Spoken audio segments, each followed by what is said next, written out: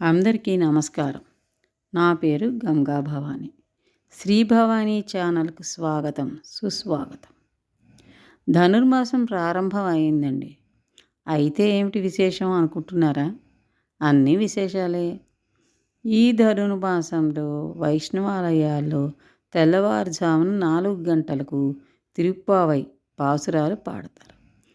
తరువాత పల్లెటూర్లలో కొన్ని పట్నవాసాలలో కూడా ఆవు పేడతో గొబ్బిళ్ళు చేసి ఉదయాన్నే సూర్యోదయానికంటే ముందర పెద్ద పెద్ద ముగ్గులు వేసి వాటి మధ్యలో ఈ గొబ్బిళ్ళు పెడతారు.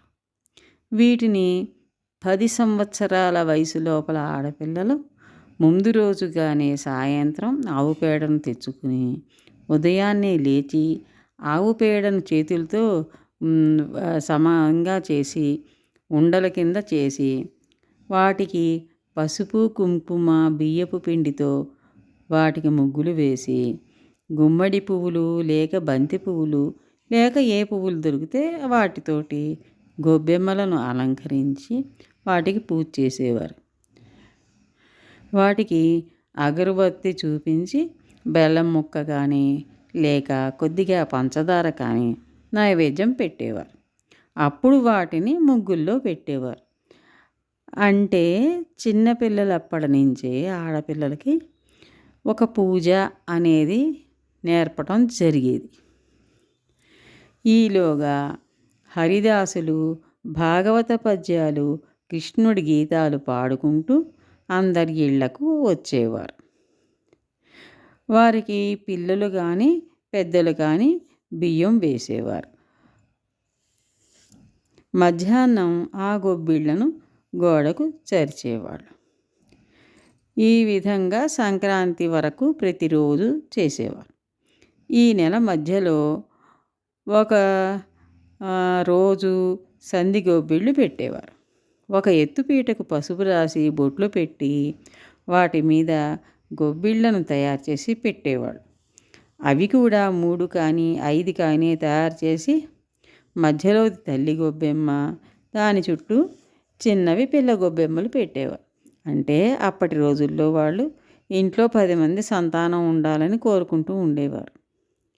అయితే వాటికి మళ్ళీ పూజ చేయడం, నైవేద్యాలు పెట్టడం అవి కూడా చేసి తర్వాత పెద్దలు పిల్లలు అందరూ కలిసి గొబ్బి పాటలు పాడుకుంటూ గొబ్బి తట్టేవారు.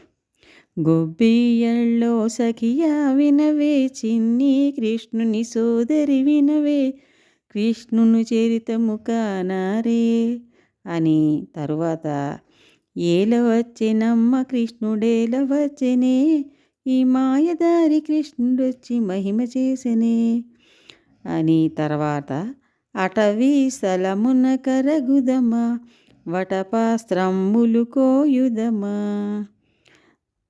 దుక్కులున్నారంట ఏమీ దుక్కులున్నారంట, రాజావారి తోటలో జామా దుక్కులున్నారంట.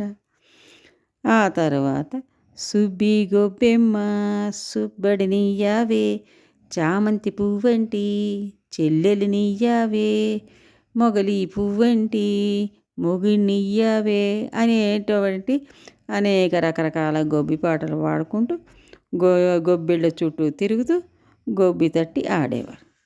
తర్వాత ప్రసాదాన్ని నైవేద్యం పెట్టేవారు.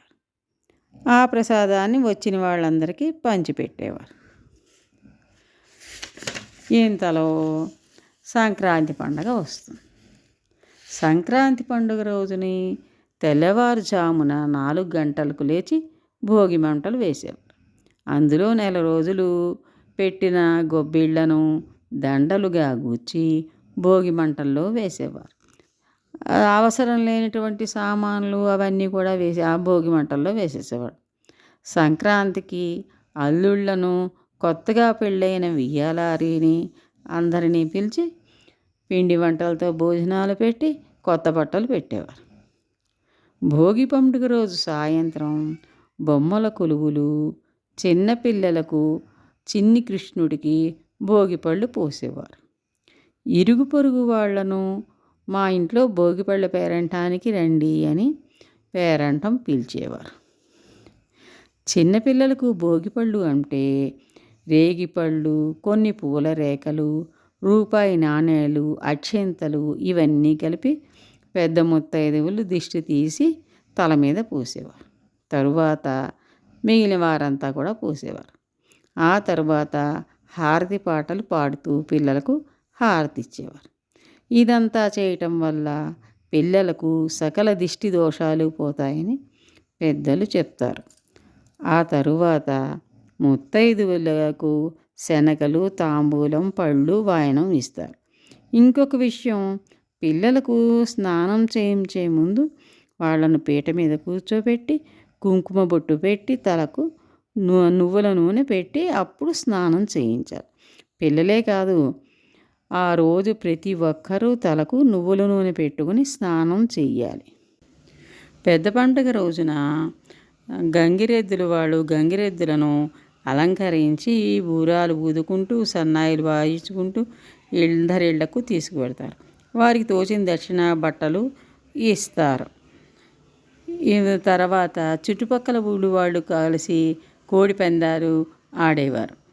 ఇవన్నీ కూడా మన సాంప్రదాయాల ప్రకారం జరుగుతూ ఉండేవి. ఈ భోగి పండుగ రోజు వైష్ణవాలయాలలో గోదారాంగ నాయకుల కళ్యాణం కనువిందుగా జరుగుతుంది. పూర్వకాలమే కాదు, ఇప్పుడు కూడా మన గోదావరి జిల్లాలలో పల్లెటూర్లలో ఇటువంటివన్నీ చూడగలం. ఇదండి సంగతి. ఈ విషయాలన్నీ మీ అందరితో పంచుకోవాలని ఈ వీడియో చేశాను.